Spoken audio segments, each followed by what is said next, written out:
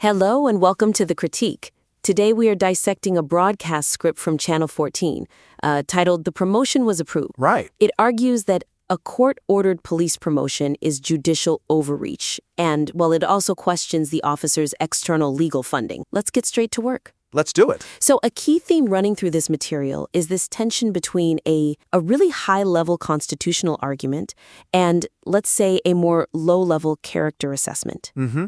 The material effectively highlights a pretty significant precedent in judicial intervention. A court promoting an officer over everyone's head. A huge precedent. But it risks undermining this big constitutional argument by, I think, relying pretty heavily on ad hominem attacks against the officer herself. That is clearly laid out. I wonder, though, if we've considered how the specific framing of Superintendent Saban really distracts from the core legal. How so? As I'm reading through the first page, the script spends a significant amount of time just mocking her past testimony, in the Netanyahu trial. Right, the I don't remember.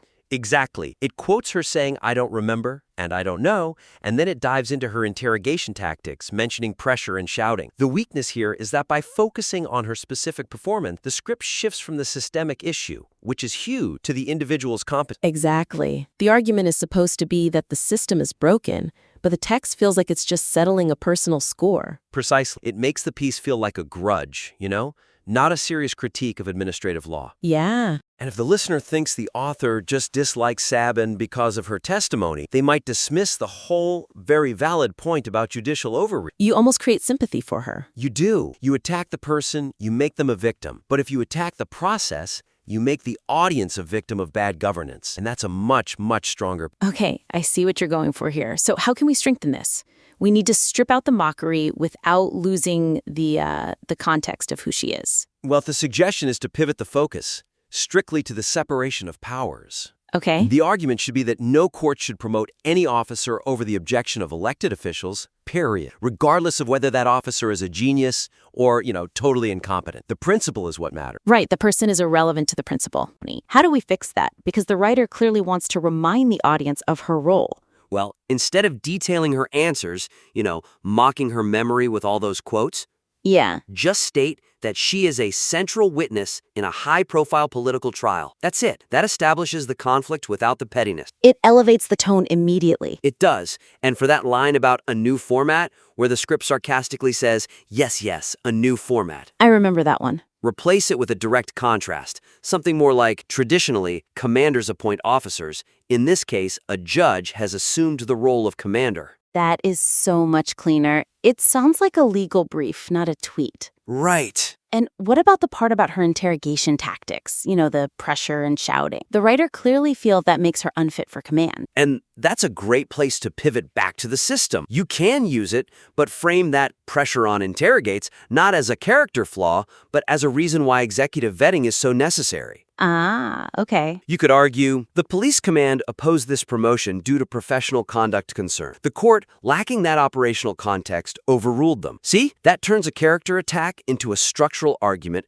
about why judges aren't HR managers. That's a much more robust way to frame it. It implies the police know things the court doesn't. Okay. Let's move on. Let's look closely at the section discussing the funding. The script alleges a conflict of interest, this whole thing with the Movement for Quality Government funding her legal defense. But it really relies on implication, not on establishing a clear regulatory violation. This is a critical point, and frankly, it's where the script leaves the most impact, just sitting there on the table. How do you mean? Well, the text frames the legal representation, which it values at hundreds of thousands of shekels, as a gift or a benefit, right? It uses the term tovat hana'ah. Right. And it asks, who funds this? Pointing to this political body. But the weakness is that it never explicitly explains why this is illegal or against police regulations.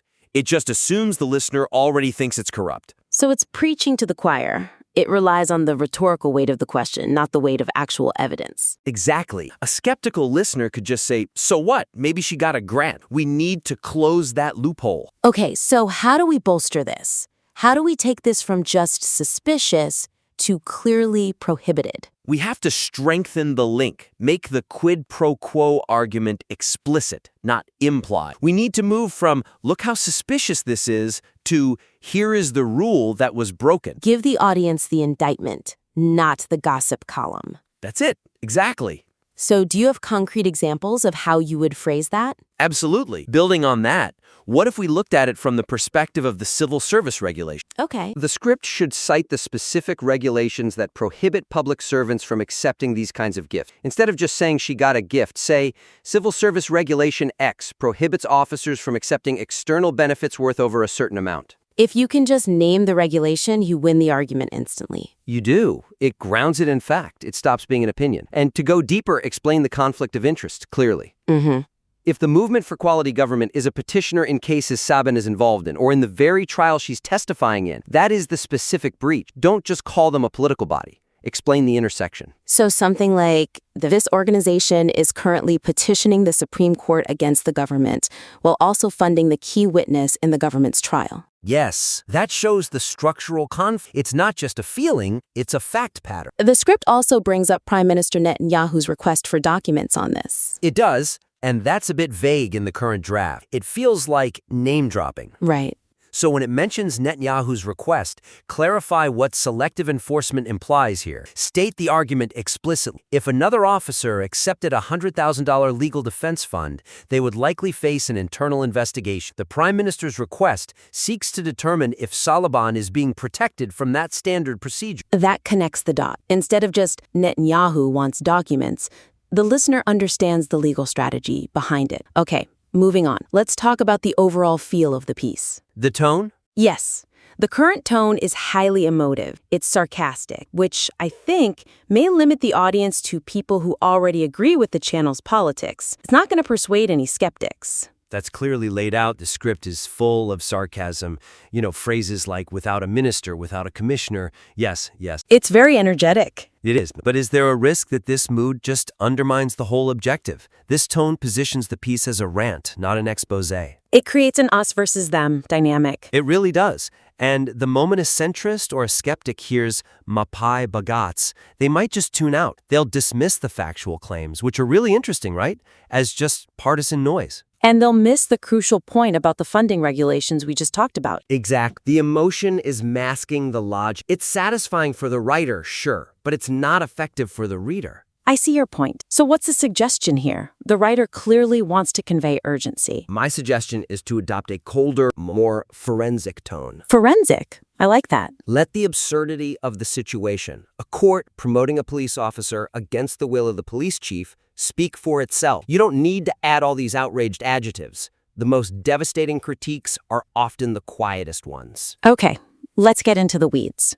How do we do that? How do we strip it back? Start by removing the exclamation points and the rhetorical questions. What is the story here? Cut it. It's filler. Right. And instead of saying, this system not only judges, it decides, promotes, and marks, which feels a bit breathless.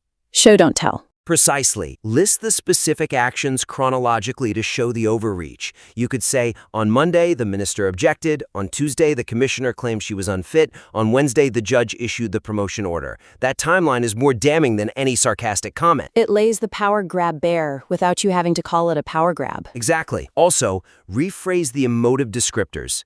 The script uses blink of an eye and without blinking. Change that to something factual, like expedited approval or approval without standard review period. That sounds so much more authoritative. Expedited approval suggests a procedural anomaly that needs to be investigated. Without blinking just suggests the judge is arrogant. And that's what we want. We want the listener to be outraged by the facts, not because the host is telling them to be. Let them connect the dots themselves. That is a great insight on persuasion.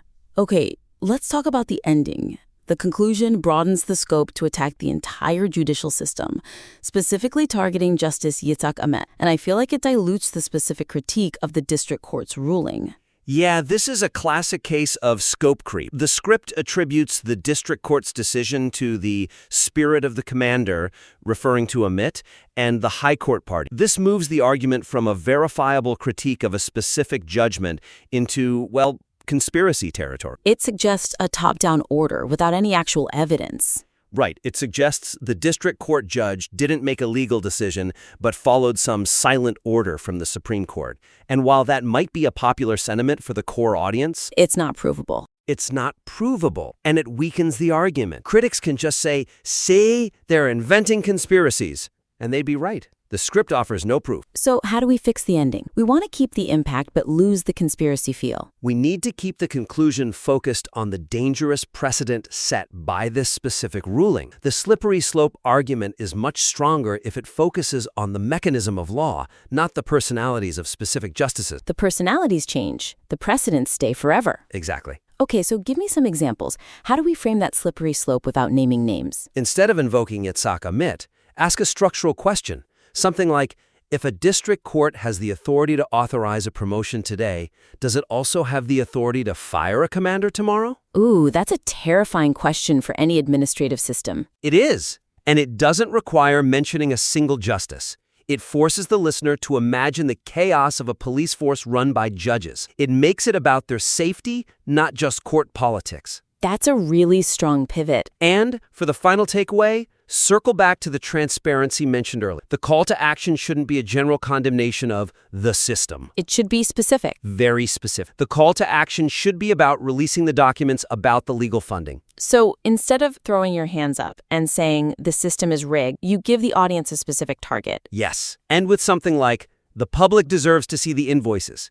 The distinction between a legal defense and a prohibited gift lies in those documents. It's a powerful, concrete ending that leaves the listener wanting answers, not just feeling angry. And that ties back perfectly to our earlier point about evidence. It makes the whole script cohesive. It does. It moves the script from a broadcast of grievances to a call for accountability. And honestly, it makes it much harder to dismiss. This has been a really productive teardown. It feels like we've taken a piece that had a lot of raw energy and refined it into something that is razor sharp and legally sound. So to recap the main feedback points for our listener today. Let's do it. First, separate the constitutional critique from the personal attacks. The argument is stronger when it's about the separation of powers, not about mocking a witness's memory. Right. Focus on commander versus judge. Second, provide that concrete regulatory evidence. Don't just imply the funding is corrupt. Cite the civil service regulations. Make the quid pro quo explicit. Show your work. Third, neutralize the tone. Swap the sarcasm for a cold, forensic timeline of events. Let the facts generate the outrage. Expedited approval hits harder than in the blink of an eye. Absolutely. And finally, ground the conclusion in the specific legal precedent. Avoid the broad conspiracies about the Supreme Court and focus on the dangerous mechanism this ruling establishes. Ask if the court can fire commanders next. And end with that call for the invoices. We'd love to see where you take this. Please refine the script and submit the next draft for further review. Thanks for listening to The Critique.